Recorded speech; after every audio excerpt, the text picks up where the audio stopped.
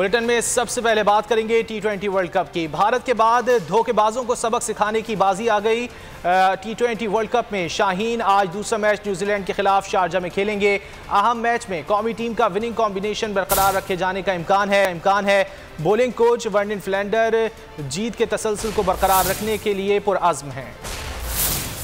और world T20 के super 12 मुकाबलों में पाकिस्तान आज अपने दूसरे मैच में न्यूजीलैंड के साथ 2-2 हाथ करेगी। शाहीनों की भारत से जीत के बाद हौसले बुलंद हैं। शाहीन शाफरीदी बॉलिंग के मेन हथियार हैं। बाबर आजम और रिजवान बैटिंग में मुखालिफ बॉलर के छक्के छुड़ाएंगे। दोनों टीम्स के दरमियान माजी में कितने मुकाबले हुए और किसको सबकत हासिल रही, इस रिपोर्ट में जानते हैं।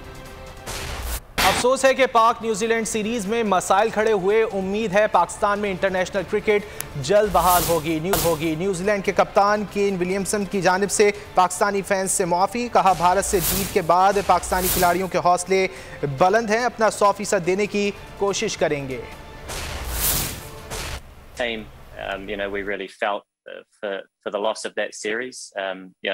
Especially for the Pakistani fans and players, it was a real shame, and we certainly hope that international cricket returns there as soon as possible.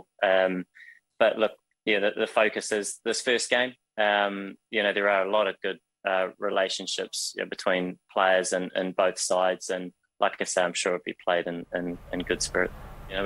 और जीत का जश्न बहुत मना लिया। अब अगले मैचेस पर फोकस करें। साबिक कप्तान वसीम अकरम का शाहीनों को मशवरा। उन्होंने पाकिस्तान के फाइनल में पहुंचने की उम्मीद का इजहार कर दिया। UAE कंडीशंस में टॉस को अहम करार दे दिया। रावलपिंडी एक्सप्रेस शोएब अख्तर बोले, न्यूजीलैंड ने हमें पूरी दुनिया में जलील करवाया, अब उन्हें नहीं छोड़ेंगे, फेंटा लगाएंगे, सबक सिखाएंगे। टीम के बैटिंग कंसल्टेंट मैथ्यू हेडन भी भारत के खिलाफ जीत पर इंतहाई खुश। वीडियो पैगाम में कहा कि जिस चीज़ ने मुझे कल सबसे ज़्यादा मुतासिर किया वो पाकिस्तान की बैटिंग थी। मुझे खिलाड़ियों पर फख्र है। उम्मीद है कि न्यूजीलैंड के खिलाफ भी बेहतरीन खेल का मुजाहरा करेंगे। So it's beautiful to see those moments where MS Dhoni's holding court with, a few of the players, and Virat Kohli and Rizzy, in brotherhood, joining hands after there was heated battles in the middle. So fantastic.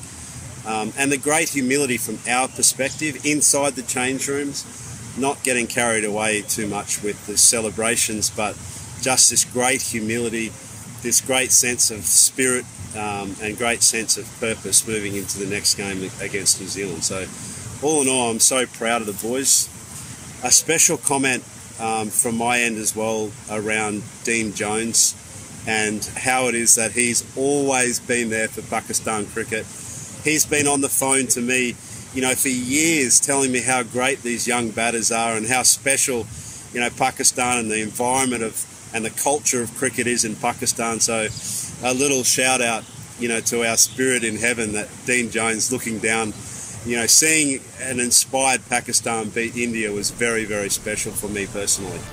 और 2 रोज बाद भी भारत में पाकिस्तान से बदतरीन शिकस्त की आग लगी हुई है। इंतहा पसंदों ने शिकस्त का सारा मलबा मुसलमान भारतीय क्रिकेटर मोहम्मद शामी पर डाल दिया।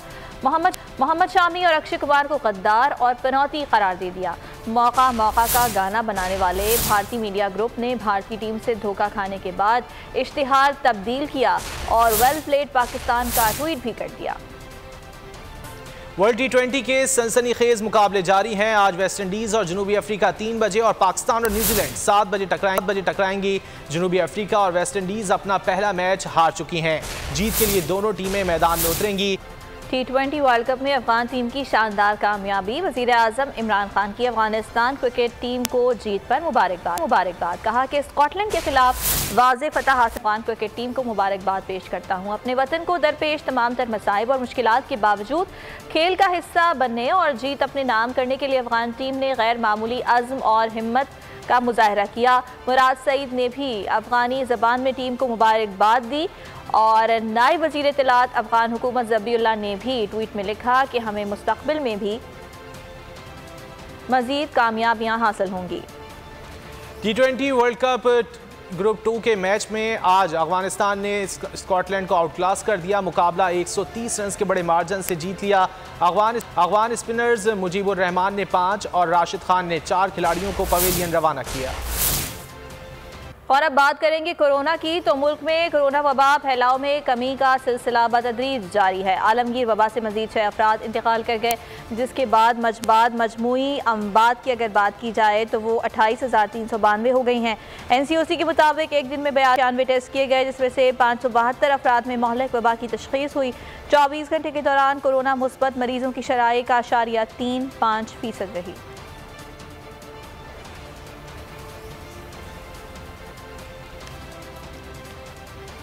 आगे बढ़ते हैं। सुप्रीम कोर्ट ने नस्ला टावर गिराने के लिए 1 हफ्ते की डेडलाइन दे दी। इमारत गिराने के लिए जदीद टेक्नोलॉजी के इस्तेमाल की हिदायत की गई है।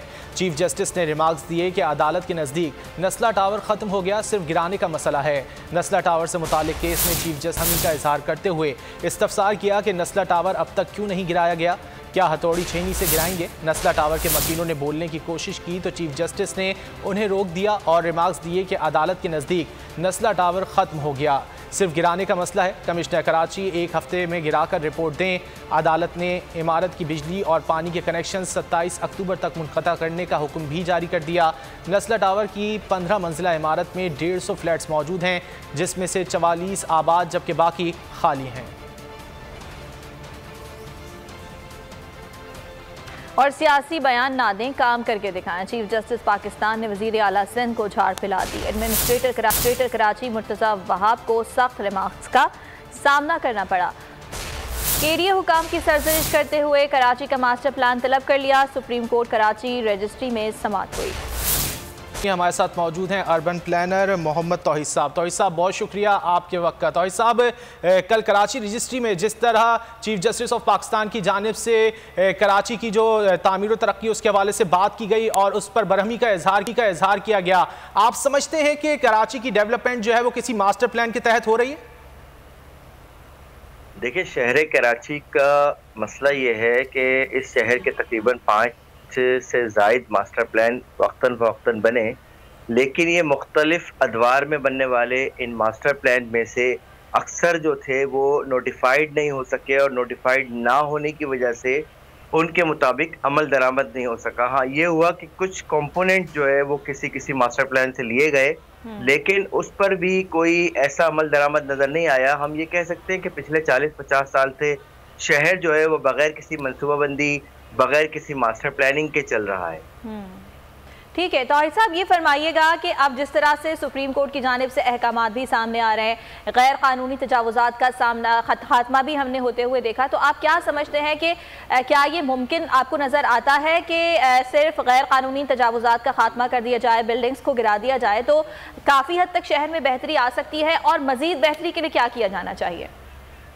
देखिए, पहली चीज़ तो ये है कि जो बिल्डिंग के बायलॉज हैं उनको देखने की ज़रूरत है। अगर बिल्डिंग बायलॉज पे जाने की बात करें, आप सिंध बिल्डिंग कंट्रोल अथॉरिटी के बायलॉज के मुताबिक बात करें, तो इस वक्त पूरा शहर जो है उसमें यानी कि 90% वायलेशन है। शायद ही कोई बिल्डिंग ऐसी निकले जो कि SBCA के कवायद के मुताबिक हो।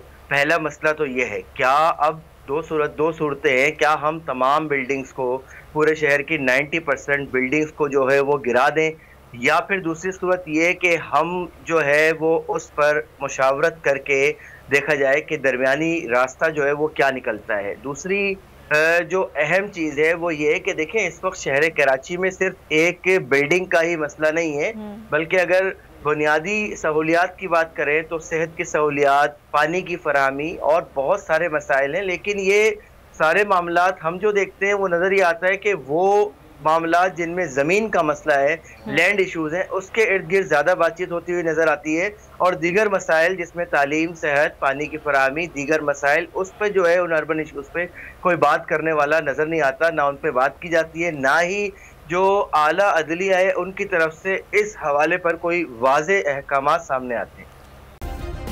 सब्सक्राइब करें और बेल दबाएं ताकि कोई खबर रह न जाए।